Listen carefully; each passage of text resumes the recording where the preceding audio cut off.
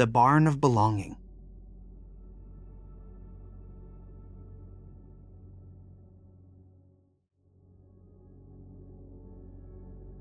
Snow fell softly over Pine Hollow, blanketing the forest in a hush that felt holy. At the heart of the clearing stood a blue barn, its wreath glowing under starlight, its roof lined with golden string lights like a crown of peace. The barn had stood for generations, but this Christmas, it held something new. Inside, the warmth of lanterns flickered against wooden beams. A manger had been placed near the back wall, not for livestock, but for a quiet reenactment of the Nativity.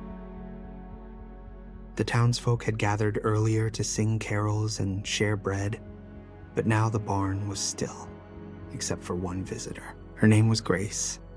She was 12, wrapped in a red scarf, her boots dusted with snow. She had come alone, drawn by the light and the promise whispered by her grandmother, "Go to the barn on Christmas Eve. You'll find what your heart needs." Grace stepped inside and knelt before the manger. There was no baby doll this year, no actors dressed as Mary or Joseph, just straw, a wooden cross carved into the wall above, and the quiet presence of something greater. She whispered, "Jesus, I don't know if you hear me, but I feel so lost." Outside, a deer watched from the edge of the trees, its breath rising like incense. The stars above shimmered brighter, and Grace felt a warmth rise in her chest, not from the lanterns, but from within. A verse came to her mind, one she hadn't remembered in months. The light shines in the darkness, and the darkness has not overcome it. She looked up at the cross, then at the manger, and understood.